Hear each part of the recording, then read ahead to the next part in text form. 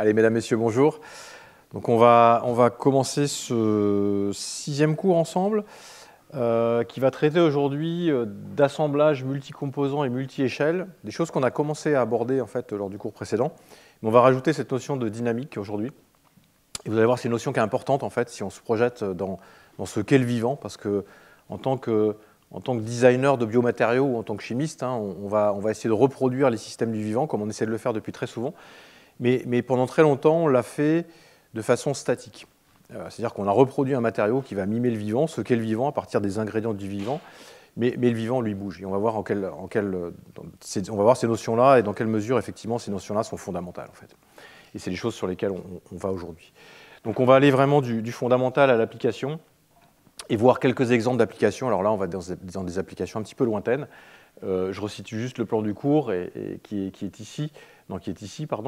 Et j'aurai le plaisir d'avoir et d'accueillir Christophe Tribet, qui nous vient en voisin du laboratoire Pasteur à l'École normale supérieure ici, qui vous parlera des protéines et comment stabiliser ces éléments biologiques dont on a déjà discuté, qui sont fondamentaux pour beaucoup d'applications, dans des membranes en particulier, et quelques-unes étant polymères, comme on pourra le voir. Donc ça sera la suite du cours. Juste pour annoncer un petit peu effectivement ce qu'on verra après, là on va aller très loin dans les notions un peu futuristes de ce qu'on peut faire avec ces systèmes-là, et vous verrez que l'application lointaine, en tout cas est assez lointaine au niveau biologique.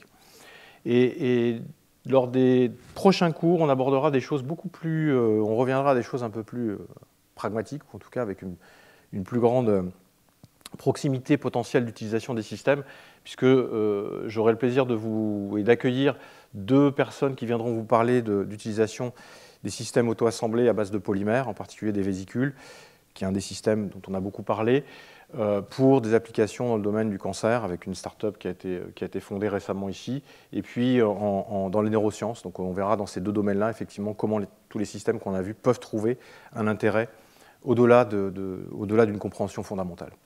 Et puis, on terminera un peu ici à la fin en rebouclant la boucle, finalement, ce sera le dernier cours. J'ai commencé par vous parler de polymères. Ces polymères, c'est des polymères inspirés du vivant qui ont dérivé vers des plastiques. Mais aujourd'hui, en fait, on revient effectivement à l'utilisation de ces plastiques, à se poser des questions sur leur devenir. Et je vous illustrerai effectivement tous les enjeux actuels, mais aussi les opportunités finalement de développement de nouveaux matériaux, pas que dans le domaine de la santé. Donc on reverra une vision un peu plus large, on va dire, de tout ce qu'on a vu là. Donc je vais attaquer tout d'abord par les définitions.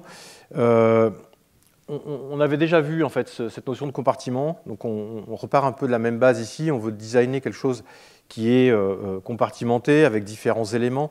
Cette notion de compartimentation, c'est ce qui est défini ici, et on l'a vu, qui n'est pas défini de façon pleine d'un point de vue scientifique. On différencie les cellules eucaryotes des prokaryotes par le fait que les eucaryotes sont compartimentés et les prokaryotes pas du tout, ou pas en tout cas. Et on a vu qu'il y avait tout de même des organelles intracellulaires qui n'étaient pas séparés par des membranes, qui avaient un rôle physiologique, et cette compréhension, en fait, on la comprend maintenant depuis un peu plus d'une dizaine d'années, et on ne peut plus vraiment faire ce distinguo comme on pouvait le faire auparavant. Moi, je vais vous parler de systèmes dynamiques. Et en fait, là, souvent, on va vers des systèmes qu'on appelle intelligents ou smart en français, qu'on appelle stimulables. Et ces systèmes-là, alors le nom en anglais me plaît bien, entre guillemets, le côté smart, la traduction en français, intelligent, il n'y a pas grand-chose d'intelligent, c'est des systèmes qui vont répondre à un stimulus. Et typiquement, ce qu'on définit comme un matériau intelligent, c'est un matériau innovant, conçu pour être sensible, adaptatif et évolutif. Donc ça, c'est la source Wikipédia. C'est un peu ce qu'on veut faire. Et c'est plutôt dans ces notions de dynamique et d'adaptation en fait, qui sont importantes. Et donc la notion de dynamique, si on la regarde d'un point de vue mécanique, donc ça c'est vraiment la définition quelque part historique et venant du grec ancien, qui veut dire puissant, efficace. Et ça représente finalement une discipline de la mécanique classique où on va étudier les corps en mouvement, principalement sous l'action mécanique qui leur ont été appliquées. Vous allez voir que nous, on va parler, dans le cas des systèmes polymères, on va parler de dynamique de chaînes polymères. Donc ça, c'est quand on parle de dynamique. On pense à des réseaux covalents dynamiques qui sont très actuels aujourd'hui. On peut faire des réseaux qui vont se défaire, donc avec une chimie spécifique. On peut faire ça avec des gels au niveau des applications biologiques. Et puis, nous, on va parler de systèmes dynamiques et adaptatifs. On va plutôt aller vers ces notions-là de comment est-ce qu'on peut répondre à un paramètre biologique et comment est-ce que cette variation de paramètres biologiques peut induire une réponse derrière qui peut corriger quelque chose, qui peut créer quelque chose, qui peut être mécanique aussi, tout simplement. D'accord ? Donc, on va aborder ces aspects-là. Donc, je reprends les transparents que je vous ai montrés la fois précédente, c'est pour les absents, ou pour juste rappeler un certain nombre de choses. On a essayé de mimer la cellule avec ses aspects de compartimentation. Donc, on voit bien la cellule est très compartimentée, il y a plein de sous-compartiments qui ont chacun un rôle particulier. Donc, on va retrouver bien sûr le noyau, mais tout un tas d'organelles intracellulaires qui ont des rôles physiologiques différents. Et puis la cellule, elle est capable de tout ça. D'accord ? Elle est capable de signaler, elle est capable bien sûr de métabolisme et de catabolisme, de produire et de recycler. Elle est capable d'induire de l'énergie, elle est capable de bouger, de transporter et de se diviser. On a vu quelques exemples, et notre approche un peu, quelque part, scientifique, c'est de se dire, on va essayer de répliquer ça, et si on arrive à le répliquer ou à le mimer, on va être capable de mieux le comprendre. Parce qu'effectivement, il y a énormément de subtilités qu'on ne comprend pas encore totalement dans l'activité cellulaire. Et là, donc on a parlé beaucoup de compartimentation, de perméabilité à travers les membranes, ou les organelles, d'ailleurs, avec ou sans membrane, qui sont effectivement fondamentales. Et je voudrais me focaliser aujourd'hui sur ces éléments-là, ce que sont la division et la réplication. Comment est-ce qu'on peut mimer ces éléments-là? Comment est-ce qu'on peut induire un mouvement? Parce qu'il y a beaucoup de systèmes qui bougent dans le vivant, je vais vous montrer quelques exemples. Et puis, comment est-ce qu'on peut utiliser tout ça, quelque part, pour contrôler la réactivité, contrôler une réactivité chimique, et éventuellement contrôler une réactivité chimique en réponse à une variation de paramètres physiologiques ou de dérégulation physiologique. Et c'est le dernier exemple que je vous montrerai.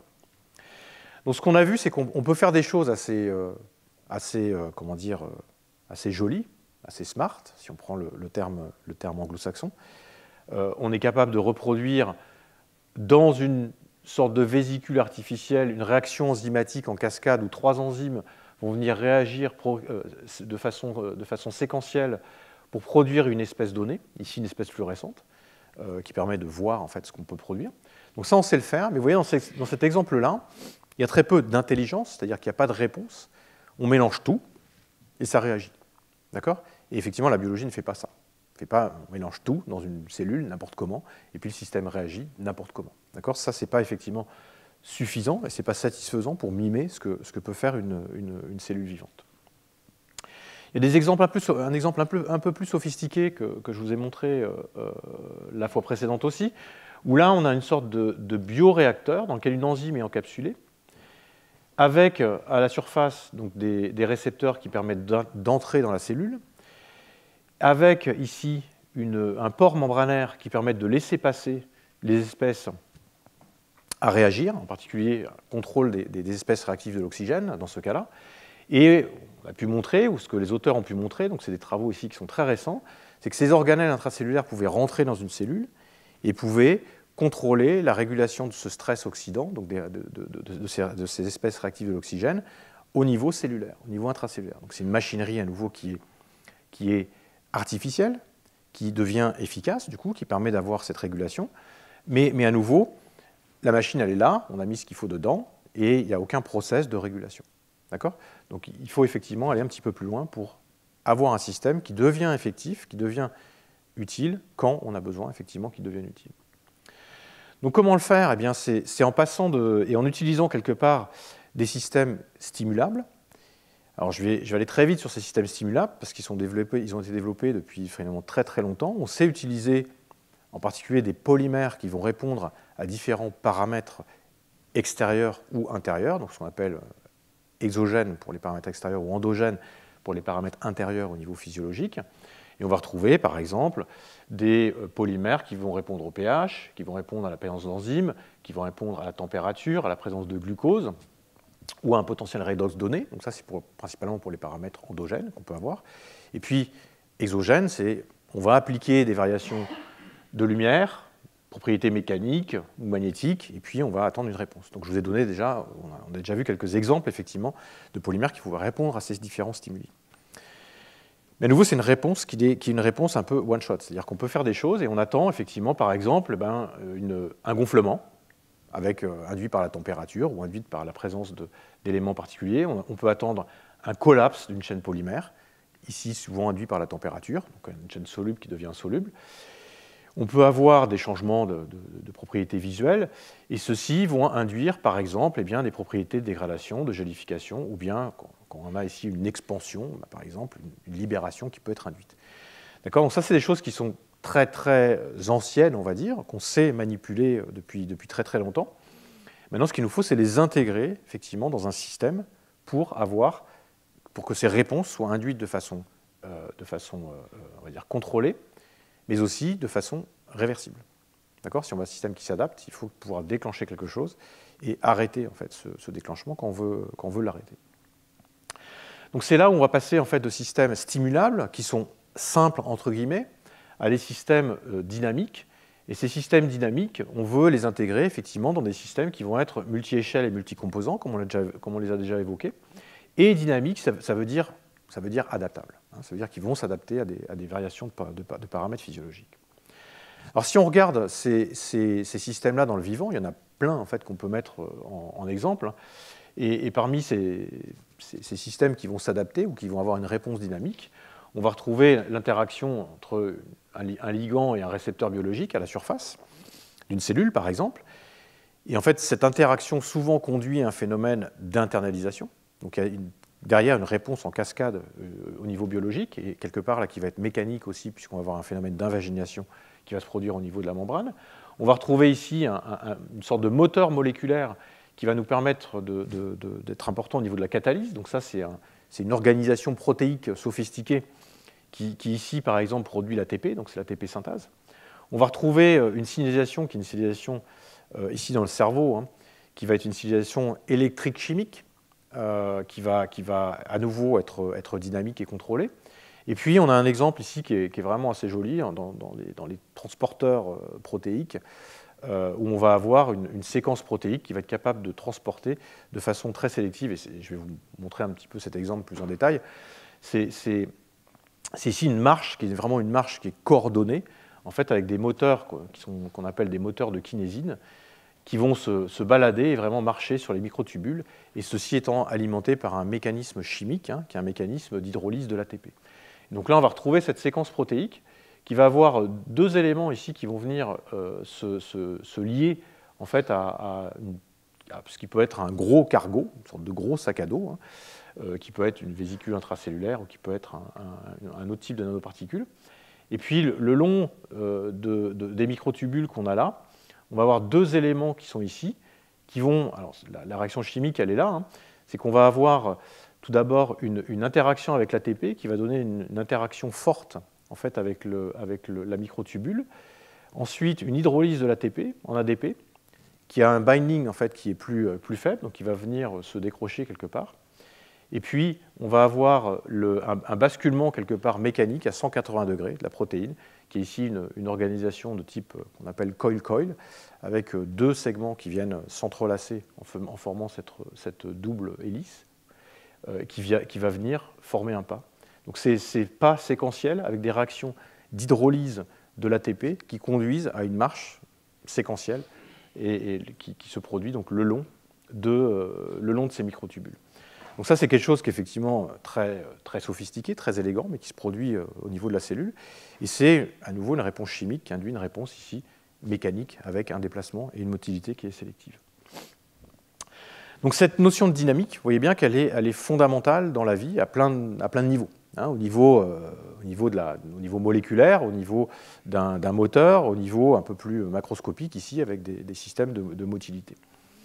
Et je vais essayer de vous illustrer effectivement comment est-ce qu'on peut, et les exemples récents, finalement, vous allez voir que c'est des exemples assez récents, où on a intégré ces notions de dynamique dans le design de matériaux ou dans le design de systèmes de cellules artificielles. On verra un peu ces deux exemples-là, avec d'autres exemples entre les deux, où on va essayer justement d'utiliser ces notions de dynamique, d'adaptabilité dans des systèmes plus complexes de biomatériaux.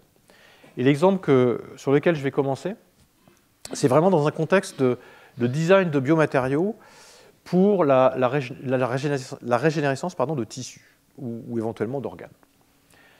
L'approche, on va dire, classique et un peu historique, c'est de développer donc, dans le tissue engineering, ce qu'on appelle le tissue engineering en anglais, c'est d'avoir un matériau qu'on appelle un scaffold ou un échafaudage, qui va par exemple venir combler, dans le cas de la réparation osseuse, un gros trou qu'on a dans l'os. Je vous ai montré quelques protéines qu'on pouvait utiliser pour faire ça, protéines d'élastine en particulier.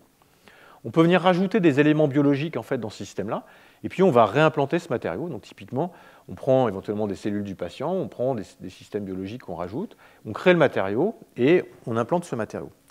Souvent, la clé qui est mise en avant, c'est que les propriétés mécaniques du matériau qu'on va utiliser, qu'on va implanter, doivent matcher aux propriétés mécaniques du tissu dans lequel on va implanter le système. Et ça, on peut le voir sur une échelle ici, qui est une échelle de ce qu'on appelle de Moldul-Young, donc une échelle de grandeur de propriétés mécaniques. Donc typiquement, ici, on a des matériaux ou des tissus qui sont plutôt mous, et puis on va vers le plus dur ici, avec l'os et la dent. Et puis, en face, donc entre les deux, on a le cartilage, par exemple, ou la peau, et en face, on va designer des matériaux qui vont être, eux aussi, plus ou moins rigides, de façon à matcher ces propriétés mécaniques. Donc ça, c'est l'idée d'avoir quelque chose qui va mécaniquement déjà être compatible avec l'environnement que l'on a au niveau cellulaire. Et on va retrouver ici des céramiques, qu'on veut être très dures, ou des métaux, comme le titane. Et puis, on va retrouver les polymères entre les deux, sur lesquels on peut moduler les propriétés mécaniques, des gels, qui vont être de plus en plus, ici, mécaniquement soft, puisqu'on va avoir quelque chose qui va être hydraté. Donc ça, c'est l'approche un peu simplifiée, un peu classique, et dans ces systèmes-là, on peut rajouter des éléments biologiques, des éléments de signalisation. Et c'est comme ça que, finalement, qu'on a développé des biomatériaux efficaces, somme toute efficaces. Mais en fait, ce n'est pas non plus complètement suffisant. On peut aussi avoir une autre approche où on va mettre un matériau, ici, qui va être capable lui-même de venir recruter de façon active, quelque part, les éléments dont il a besoin, qui sont déjà disponibles dans l'environnement biologique. Donc ça, c'est une autre approche qui va être de se dire, ce matériau, je n'ai pas forcément besoin qu'il ait les bonnes propriétés mécaniques, mais je vais utiliser ce qui est déjà dans le milieu environnant, au niveau biologique, pour venir recruter les bons types cellulaires et pour venir recréer in situ ce dont j'ai besoin.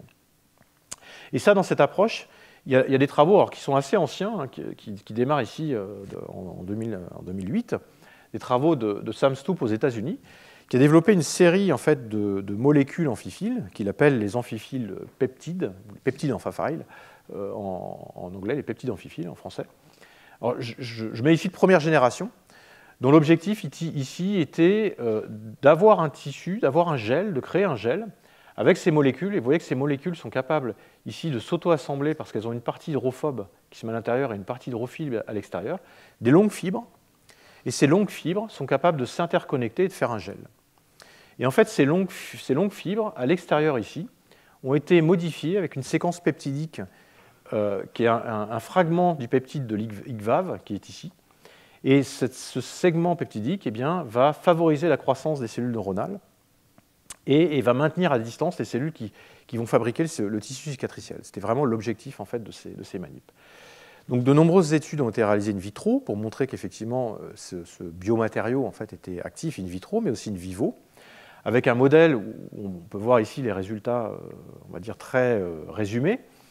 On va trouver deux tests en fait, physiologiques importants. Donc là, typiquement, c'est un modèle de souris sur laquelle la moelle épinière a été pincée de façon à induire une lésion, et puis le biomatériau a été injecté au niveau de cette lésion, et de façon à promouvoir en fait, la reconstruction de la moelle épinière.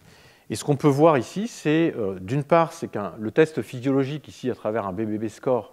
On peut voir qu'avec ce peptide modifié GVAV, on a un meilleur score, ce qui veut dire qu'on a une meilleure restauration de l'activité de l'animal. Et puis ce qu'on peut voir ici, c'est qu'au niveau du tissu cicatriciel, on a moins de tissu cicatriciel lorsqu'on utilise ce peptide amphiphile qui a été utilisé ici par rapport à un contrôle, on va dire, classique. Donc ça donnait beaucoup d'espoir, effectivement, pour la réparation au niveau de la moelle épinière.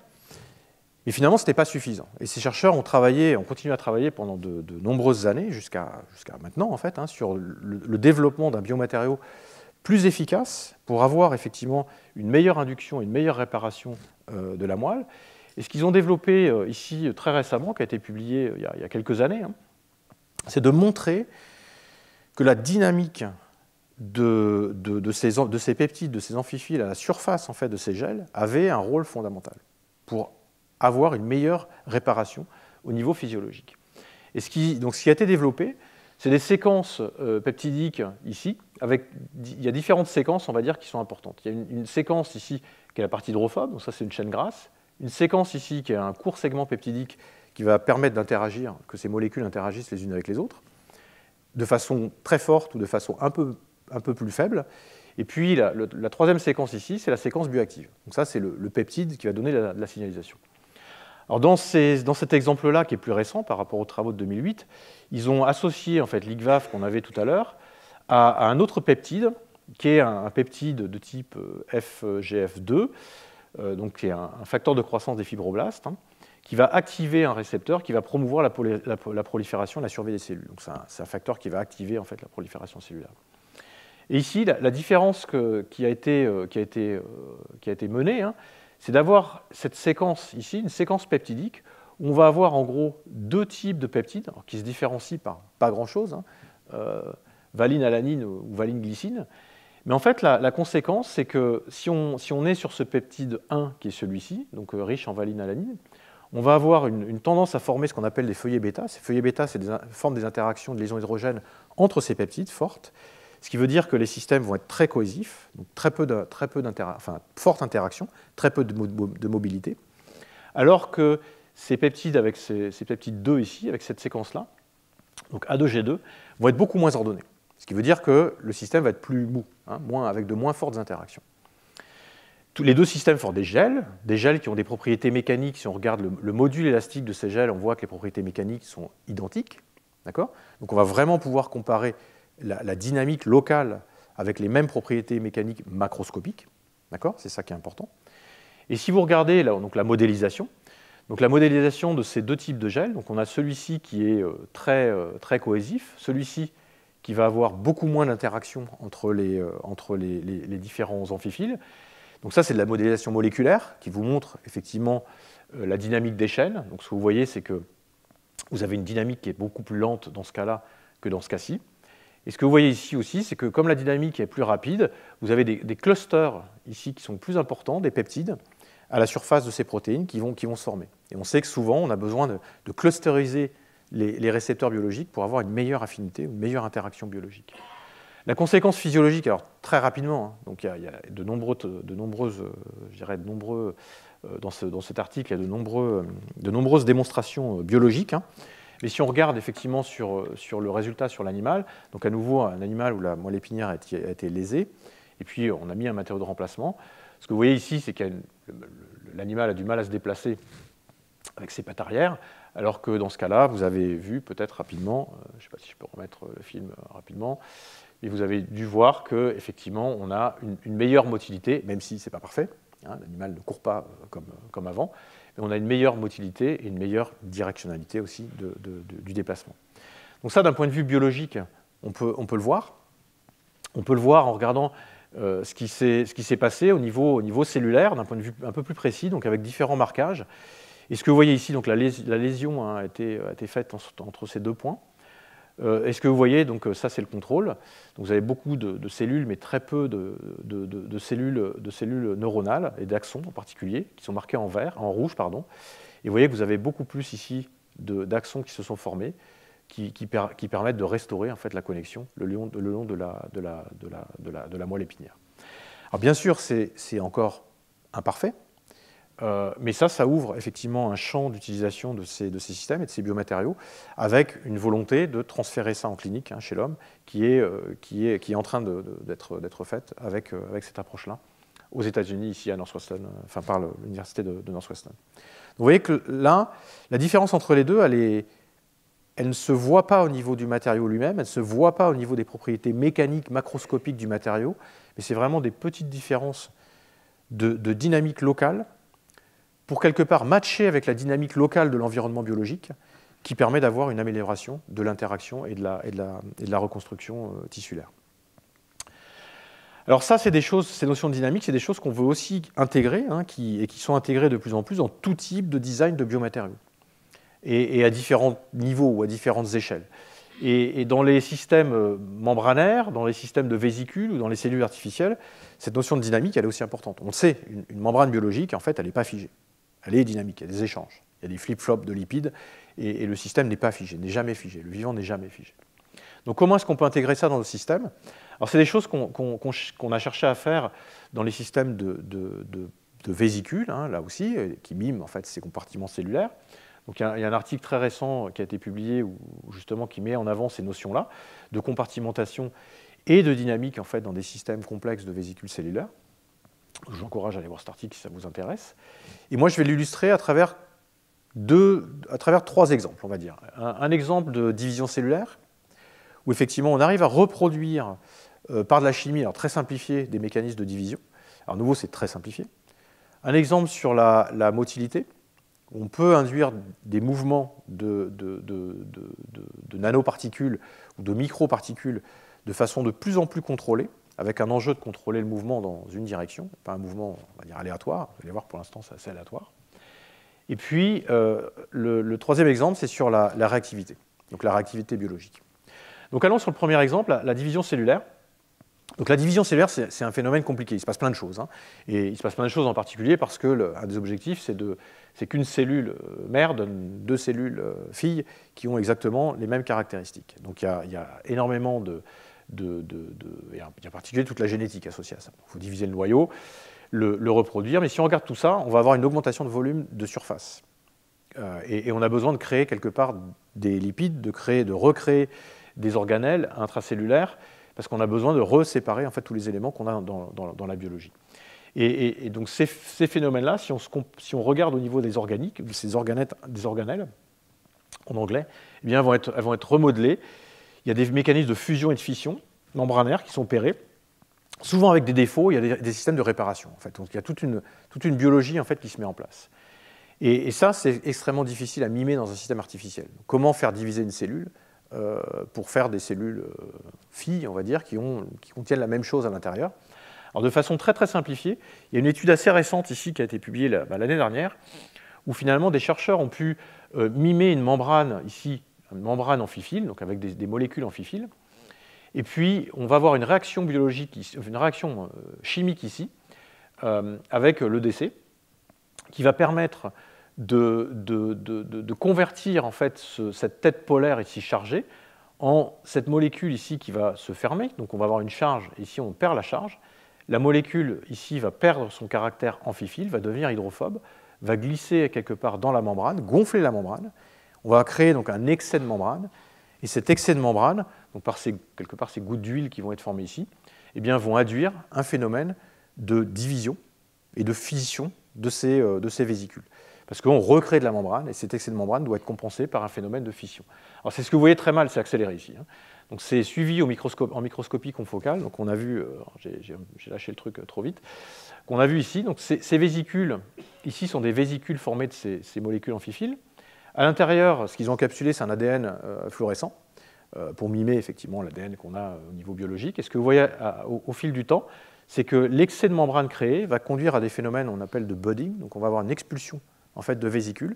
Et ce que vous voyez ici, c'est les vésicules filles qui ont été expulsées et qui elles-mêmes contiennent toujours le matériel génétique qui était contenu à l'intérieur. Alors ça, c'est ultra simplifié, d'accord ? Ça mime absolument pas ce qui se passe dans la vraie vie, mais sauf que ce qui se passe dans la vraie vie, on n'est pas capable de le faire, d'accord ? On n'est pas encore capable de le reproduire. Mais au moins d'un point de vue, là c'est juste d'un point de vue quelque part mécanique et d'un point de vue des équilibres de phases que l'on peut trouver au niveau membranaire. Donc on a besoin de créer ces membranes, on a besoin de créer cet excès pour induire un phénomène de division. Donc il y a plein de gens en fait qui essaient de mimer ça, et c'est un enjeu qui est effectivement un enjeu assez compliqué. On peut le mimer avec d'autres approches. Hein. On peut recréer effectivement des membranes par recréer de la membrane pour recréer de la surface avec différentes approches méthodologiques. Un autre enjeu que je voulais juste donner une touche comme ça d'illustration, c'est la motilité.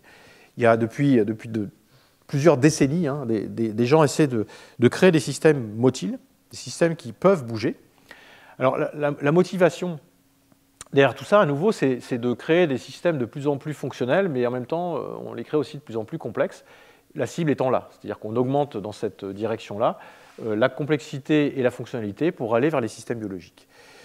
Vous voyez, on est ici à peu près. On arrive à faire des systèmes qui vont être hybrides, qui vont inclure une certaine fonctionnalité, qui peuvent être répondantes. Là où on veut aller, c'est là. Donc c'est au-delà de répondre, c'est d'être adaptable, de s'adapter, d'avoir une réponse qui est dynamique et d'avoir des systèmes qui sont de plus en plus autonomes, qui éventuellement peuvent se répliquer, d'accord, et de se répliquer de façon autonome. On en est encore très loin, hein, je pense qu'il faut être modeste, mais parmi tout ça, il y a cette notion effectivement de mobilité, de motilité, être capable de bouger, d'aller dans une direction donnée. Depuis de nombreuses années, les chercheurs ont développé ce qu'on appelle parfois des nano ou des micro-robots. C'est des systèmes qu'on peut activer, qui vont pouvoir se déplacer, je l'ai déjà évoqué un petit peu dans mes cours précédents, par différents mécanismes de propulsion. Ça peut être chimique, ça peut être magnétique, ça peut être acoustique, ça peut être biologique ou biochimique, et c'est ceux-là qui sont particulièrement pertinents. Et faire des systèmes qui bougent, effectivement, aujourd'hui, on sait le faire. Alors, on sait le faire assez bien avec des systèmes de nanoparticules, en particulier des systèmes métalliques ou organométalliques. Pourquoi ? Parce qu'ils peuvent induire des réactions qui sont extrêmement efficaces. Et ici, vous avez un exemple, par exemple, de particules. Alors, ce qu'il faut pour bouger, et pour bouger dans une direction, il faut dissymétriser en fait, les particules ou les objets. Hein, parce que si on a une réaction chimique qui se produit sur toute la surface de l'objet, on ne va pas bouger, hein, on va avoir un équilibre des forces qui va être appliqué. Par contre, si on forme un système asymétrique, comme on peut le voir là, ou Janus, donc, avec deux faces, hein, on va avoir ici une création de produits qui va se faire, et un gradient quelque part de concentration qui va se faire de façon asymétrique, et ce qui va pouvoir faire bouger la particule. Ici, la réaction chimique, on va regarder directement ici, on a un oxyde de magnésium ici qui est passivé. Ce magnésium, quand il réagit avec l'eau, en fait, il va créer donc MgOH 2 fois plus de l'hydrogène qui va former des bulles, si on crée suffisamment d'hydrogène localement. Et ce que vous allez voir ici sur cette petite vidéo, eh bien, c'est qu'effectivement, ces nanoparticules sont capables, ou microparticules ici, sont capables de créer de l'hydrogène, créer des bulles, et puis vous voyez que ça bouge.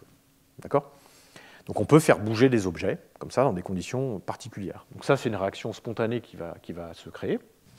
On peut avoir des réactions qui vont être créées de façon induite. Et là, parmi les réactions qu'on veut créer de façon induite, j'ai oublié de vous préciser ici, vous voyez que ça bouge, mais ça bouge un peu n'importe comment. Hein. C'est comme le ballon qu'on a gonflé, hein, qu'on dégonfle, hein, ça part. On a une propulsion ici créée par des bulles d'air, ça part et ça part n'importe comment. Donc là, l'enjeu, la règle, c'est de contrôler la directionnalité. Donc ça peut se faire par exemple par des approches intégrant des gradients de concentration. C'est ce qu'on appelle la chimiotaxie au niveau biologique. Et là, on va pouvoir utiliser des enzymes. Donc des enzymes, par exemple, qui vont pouvoir aller suivre un gradient de concentration ou bien créer elles-mêmes un gradient de concentration et suivre éventuellement là où on a des concentrations plus élevées. Et donc là, l'idée, c'est à nouveau de créer une dissymétrie à la surface d'objets, donc de particules, avec différentes enzymes qu'on va pouvoir conjuguer de façon asymétrique à la surface, et utiliser une activité enzymatique pour créer un gradient d'espèces créées, ce qui va faire bouger la molécule dans la direction opposée à ce gradient qu'on va pouvoir créer. Donc ça, il y a de nombreux chercheurs qui ont essayé d'utiliser cela.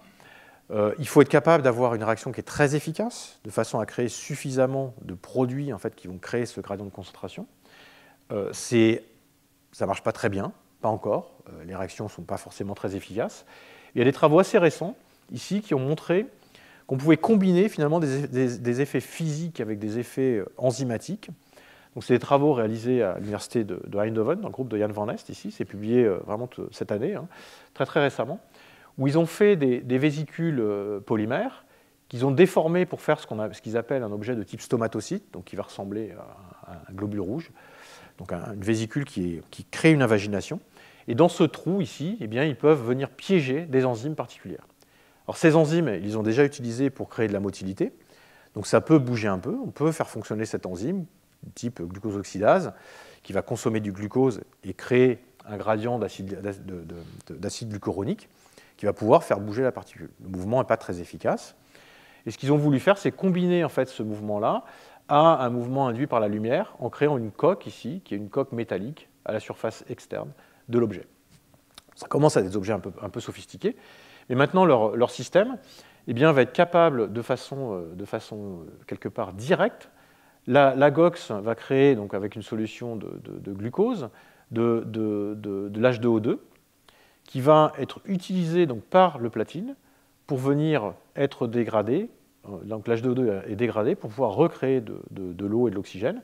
Donc déjà, on n'a pas d'induction de toxicité, qui est le problème de l'utilisation de la GOX, c'est qu'on crée l'H2O2 qui est lui-même une espèce réactive de l'oxygène, donc qui peut créer de la toxicité locale, qui va essayer être compensée. Et en plus, ceci peut être activé par la lumière, en activant ici la surface de platine. Alors le résultat, vous le voyez, vous allez peut-être le voir assez difficilement ici, mais en gros, ce que vous voyez ici, c'est que vous avez juste le stomatocyte classique avec un marquage fluorescent. Donc au niveau internalisation cellulaire, il n'y a pas beaucoup de rouge. Ce qu'on veut voir, c'est le rouge qui est ici, hein, ou sur l'overlay, les noyaux des cellules étant marqués ici en bleu. Si vous activez maintenant le laser, donc ça c'est sous laser. Donc sous laser, il n'y a pas d'effet attendu parce qu'il n'y a rien qui peut être activé par le laser. Ici, si vous mettez maintenant la couche de platine, vous avez plus de rouge ici, parce que vous avez une activation effectivement de la motilité par le laser, donc avec un laser dans le proche infrarouge, donc qui n'est pas destructif au niveau biologique. Et ici, vous avez donc la GOX qui a été rajoutée dans le système, donc on a le système complet qui est là. Ce que vous voyez, c'est sans laser, vous avez du rouge ici. Bon, je ne sais pas si vous voyez bien, mais on le devine un peu. Donc ça veut dire que l'activité de la GOX seule, pour vraiment aider l'internalisation cellulaire, est relativement modeste. Et puis, si vous avez l'effet combiné avec une impulsion laser, vous avez un effet, vous avez beaucoup plus de rouge, là, enfin, vous commencez à le voir, je pense, ce qui montre que cet effet duel, en fait, vous permet d'avoir une meilleure activité, une meilleure internalisation cellulaire. Donc ça, c'est à nouveau des moteurs biologiques qui sont de plus en plus sophistiqués, de plus en plus contrôlés, qui permettent d'avoir des systèmes qui vont être capables de se déplacer, de passer les barrières, de traverser les barrières biologiques pour améliorer le passage de barrières. Alors là, c'est sur une barrière relativement simple, hein, mais je dirais une des motivations, c'est d'arriver à passer effectivement des barrières in vivo, y compris des barrières compliquées à passer, comme par exemple la barrière hémato-encéphalique. Donc il y a beaucoup d'enjeux en fait, dans ces domaines-là. Et puis le dernier exemple que je voulais illustrer, c'est ce contrôle dynamique, mais utilisé à des fins de contrôle de réactivité. Donc comment est-ce qu'on peut,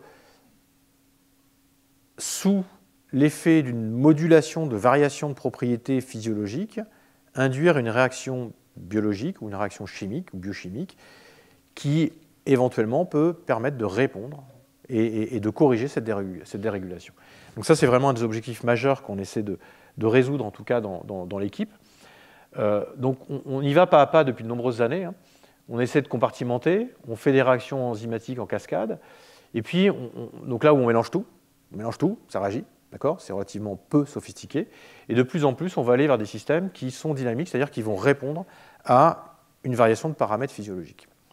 Parmi ces variations de paramètres physiologiques, il y en a un qui est finalement assez peu étudié, en tout cas sous-exploité entre guillemets au niveau de la manipulation physico-chimique, c'est les variations de pression osmotique. Donc souvent on va faire varier la température, on va faire varier on va induire un changement de pH, on va induire un changement de longueur d'onde si on joue avec des systèmes avec la lumière par exemple. Mais la variation de pression osmotique, c'est effectivement quelque chose qui est extrêmement important au niveau biologique. Alors cette variation de pression osmotique à travers une membrane, ça a été découvert d'abord par la Bénolé, donc il y a très longtemps, hein, par une étude assez simple où il a pu voir que sur une membrane de vessie, bien finalement l'alcool pouvait passer à travers dans le sens de l'intérieur vers l'extérieur, mais pas de l'extérieur vers l'intérieur. Donc il y avait une sélectivité en fait membranaire. Donc les membranes ne laissent pas tout passer et pas n'importe comment. Ça a été modélisé, on va dire, par Van 't Hoff en particulier, qui a permis de décrire la relation qui décrit l'évolution de la pression osmotique en relation avec la relation des gaz parfaits. On peut voir finalement une évolution de la pression osmotique ici, pi, qui est proportionnelle à la concentration molaire en espèces et la température, donc relativement simple. Et finalement, ça a permis de décrire la présence de membranes semi-perméables qui vont être capables de laisser passer certaines espèces et pas d'autres espèces, exactement comme la Bénolé l'avait exemplifié. Comment est-ce qu'on peut voir ça, et d'un point de vue physiologique? Ici, vous avez des cellules, et si on est à des pressions osmotiques on va dire, équilibrée, on va se retrouver avec ce qu'on appelle une solution isotonique. Donc on a les mêmes concentrations molaires à l'intérieur et à l'extérieur, en gros, en soluté. Si on crée une solution hypertonique, c'est-à-dire qu'on va augmenter la concentration en soluté à l'extérieur, eh bien, qu'est-ce qui va se faire? On va chercher à équilibrer les potentiels ici, et on va déplacer l'eau de l'intérieur de la cellule vers l'extérieur. Donc on va quelque part vider la cellule de son eau. Et puis si on est dans une solution hypotonique, donc c'est l'inverse, eh bien l'eau va rentrer dans la cellule et va gonfler en fait la cellule. D'accord? Donc ça, c'est des choses qui se passent effectivement au niveau physiologique. Et si on regarde comment la cellule est capable d'y répondre, donc de façon schématique, eh bien si on expose une cellule ici à un stress osmotique, donc à une augmentation de pression osmotique, on va avoir effectivement une contraction de la cellule, elle va se vider de son eau en quelque sorte. On va avoir une pression qui va s'exercer à la surface de la membrane, parce qu'effectivement on exerce bien une pression mécanique. Et la traduction de ça, c'est que la cellule va se protéger finalement, et l'intérieur de la cellule va se protéger pour protéger en fait son contenu, former des organelles intracellulaires, donc par des phénomènes de séparation de phase, qui vont permettre de séparer la cellule. Éventuellement, dans ce cas-là, certaines cellules vont être capables, par cette contraction, de former des organelles. Ah, il va falloir sortir. Bon, après ce petit intermède qui nous a permis de nous rafraîchir l'esprit, on va redémarrer. Donc je vous indiquais qu'effectivement, la cellule est capable de répondre à ce changement de pression osmotique, former ces petits compartiments intracellulaires pour se protéger, mais aussi en même temps pour pouvoir induire la production d'une protéine qui va permettre de s'ancrer à la membrane et venir réguler en fait, cette variation de pression osmotique. Alors cette découverte en fait, de ce qu'on appelle ces compartiments intracellulaires ont eu lieu il y a quelques années. Il y a ce papier un peu fondateur du groupe de Bangwin qui a montré qu'effectivement ces granules intracellulaires, étaient capables d'apparaître et de disparaître de façon dynamique. Et c'est en fait des protéines qui viennent confiner enzymes et ARN pour pouvoir produire de façon sélective et accélérée certaines protéines et donc certaines enzymes, par exemple, à l'intérieur de la cellule, sans compartiment. Donc cette fois-ci, il n'y a pas de compartiment membranaire, on va dire, qui sépare l'intérieur de l'extérieur. Et ça, c'est quelque chose qui se fait de façon effectivement dynamique. Donc à l'échelle du laboratoire, c'est des choses que des chercheurs ont essayé de répliquer, qu'on a essayé de répliquer, nous, au laboratoire. Donc tout d'abord, il faut construire le système, donc il faut construire un peu ce système mimétique. Donc ça, pour le faire, on utilise des outils de microfluidique. Donc en microfluidique, on a ici une puce. Alors ça paraît très sophistiqué, une puce microfluidique, c'est en fait des capillaires emboîtés les uns dans les autres et collés, et parfaitement alignés avec des pousses seringues qui viennent injecter différentes solutions. Donc ça, ce qui est là-dedans ici, hein, on le voit ici sur la surface, c'est la surface de la puce vue au microscope. Donc on a un montage qui nous permet de faire des doubles émulsions avec une certaine épaisseur d'huile. Donc on voit ici la phase interne de aqueuse, la phase externe qui est ici d'huile, et ceci dans une phase aqueuse elle-même. Donc on fait des gouttes. Et en fait ces gouttes, vous les voyez ici, après un processus qu'on appelle de démouillage qui est partiel et volontairement partiel dans ce cas-là, parce qu'on va garder un réservoir de lipides qui va permettre de pouvoir faire gonfler ou dégonfler en fait, la vésicule sans créer de lipides, comme les cellules doivent le faire autrement. Eh bien, on va pouvoir avoir cette goutte d'eau ici, formée par, ou stabilisée, ou séparée en tout cas de l'intérieur vers l'extérieur, par une bicouche lipidique. Donc c'est ce qu'on voit schématiquement ici, et c'est ce qu'on voit au microscope ici. On a ces gouttes d'eau. Alors ça, c'est la goutte d'huile qu'on voit principalement ici, qui a le plus de contraste, c'est la goutte d'eau et ici, donc ce qu'on voit schématiquement ici en vert. Donc on a ces systèmes-là, donc dedans on peut mettre un petit peu ce qu'on veut, et dans ce qu'on veut mettre dedans, eh bien, on veut mettre des systèmes qui vont répondre à ces variations de pression osmotique. Et donc c'est là où on va utiliser les fameux elastin-like polypeptides dont on a parlé déjà il y a quelques cours, donc Elisabeth vous en a parlé. Et ces protéines ici d'élastine ont la capacité de venir se solubiliser ou précipiter en fonction de la température. Alors, la température, ce n'est pas ce qui va nous intéresser ici. Mais en fait, dans ce diagramme de phase, température, concentration, on peut voir qu'on a une zone ici non soluble, où la protéine précipite, et une zone ici extérieure qui est soluble. Donc là, je suis soluble quand je suis à froid, et je chauffe, je monte, et je traverse le diagramme de phase, et je deviens insoluble. Maintenant, si je zoome dans ce diagramme de phase-là, sur cette petite partie, et que je trace l'évolution du point de trouble, c'est l'évolution des points qui séparent donc la température et concentration qui séparent soluble, pas soluble. Ce que je peux voir, c'est que la température ambiante étant là, je peux mettre à une concentration initiale ici, où je suis au-dessus du point de trouble, c'est-à-dire que je suis là, dans mon diagramme de phase. Et puis, si je concentre mes objets, eh bien, je vais pouvoir atteindre une concentration telle que la température va devenir maintenant inférieure à cette température. C'est-à-dire qu'en changeant la concentration, je me déplace ici, je concentre, et je peux être en dessous ou en dessus du diagramme de phase. La conséquence, si je fais ça, c'est que dans ma goutte, en gros, si j'ai une goutte que je viens réduire en taille, c'est ce qui se passe ici, et la goutte est plus petite, je concentre mes polymères qui sont dedans, et mes polymères doivent venir former ces coacerva, qui sont ces précipités finalement, enfin ce n'est pas un vrai précipité, mais c'est surconcentration locale de polymères au sein de ma vésicule que j'ai ici. Donc ça c'est la représentation schématique et théorique. Expérimentalement, est-ce qu'on arrive à produire un système comme cela? Donc c'est ce que l'on voit ici. Donc on va directement regarder ce qui se passe sur les schémas que vous avez ici. On a une concentration initiale où on est ici. On rajoute du sucrose à l'extérieur qui va venir induire une augmentation de pression osmotique. Vous voyez que les gouttes sont de plus en plus petites. Et au fur et à mesure que la goutte diminue en taille, vous voyez qu'on a ici une fluorescence homogène. La fluorescence a été marquée sur les chaînes polymères. C'est-à-dire qu'ici, elles sont parfaitement solubles et réparties de façon homogène dans le volume. Et ici, on voit qu'on a une hétérogénéité, donc des petits clusters qui correspondent à ces coacerva si on zoome. Donc on peut modéliser tout ça. On peut contrôler, mesurer donc, la variation de volume de la goutte et donc la variation de concentration associée à cette variation de volume et corréler tout ça effectivement à notre diagramme de phase. Donc on sait prédire effectivement comment les choses vont se passer. Alors maintenant, ça c'est bien, on fait des gouttes, donc on va faire des compartiments intracellulaires là, qui vont mimer les organelles, mais c'est juste avec un polymère d'élastine, et ce polymère d'élastine, je vous l'avais évoqué, il est complètement inerte. Donc maintenant, pour lui donner une fonctionnalité, eh bien, on est venu greffer chimiquement ce polymère d'élastine à une enzyme. L'enzyme en question, c'est la HRP, la Host-Radix peroxidase, qui va être capable de venir donc, oxyder l'amplex red en présence d'H2O2 pour former un composé qui est la résorufine. Donc ça va être notre lecture. En fait. On va voir que la réaction a lieu parce qu'on va avoir une augmentation de fluorescence. Et maintenant, donc, ce qu'on peut faire, c'est se positionner à une température qui, ici, donc à 25 degrés typiquement, on va pouvoir être avec des formations de coacerva ou pas, en fonction de la concentration dans laquelle on va être. Et donc on a des conditions ici où on va pouvoir être avant pression osmotique, on est en dessous de la température de cloud point, c'est-à-dire qu'on est là, tout est mélangé, tout est homogène. Et puis au-dessus, une fois qu'on est venu induire ce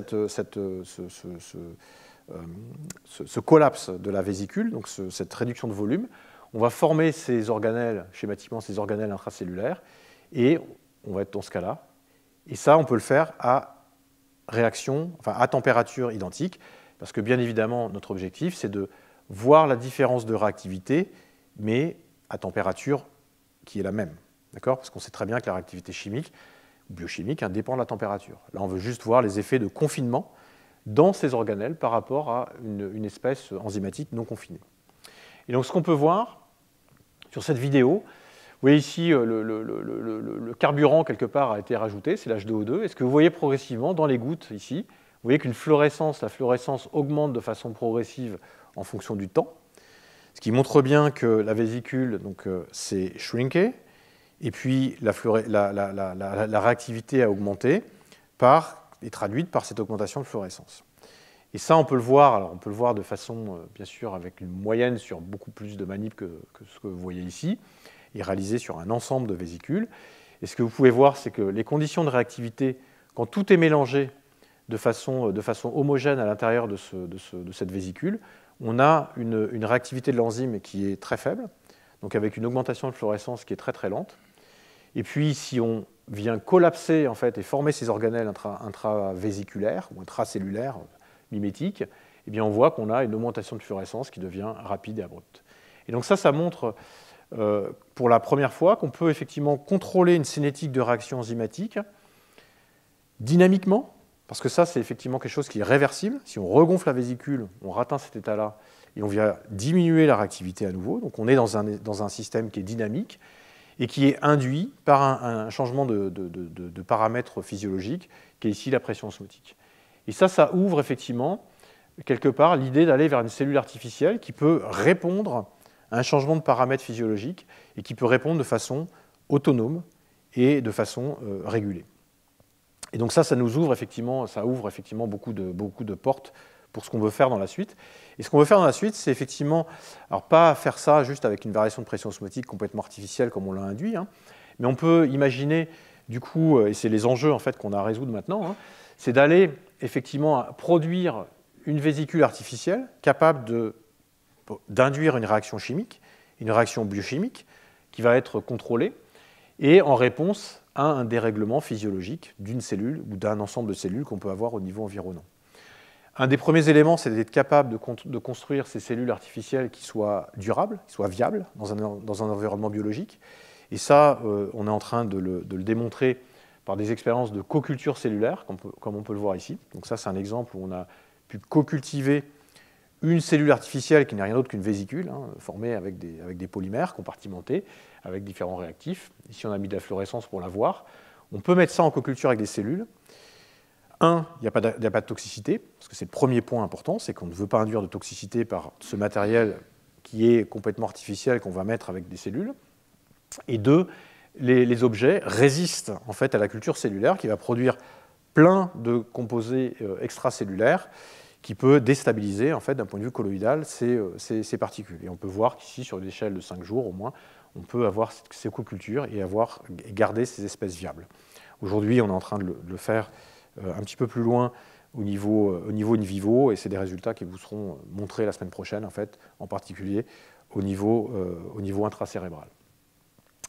Donc pour finir, notre rêve ultime, en fait, il est là, hein, quelque part, et étape par étape, en résolvant un petit peu tous les enjeux, on peut, je dis on, c'est le domaine scientifique qui s'intéresse à cette problématique, et pas que nous, eh bien on peut petit à petit aller construire des systèmes qui vont mimer la complexité structurale qu'on va retrouver au niveau cellulaire et de plus en plus mimer la complexité fonctionnelle que l'on va retrouver, capable d'induire des réactions biologiques et biochimiques par des variations de propriétés physiologiques.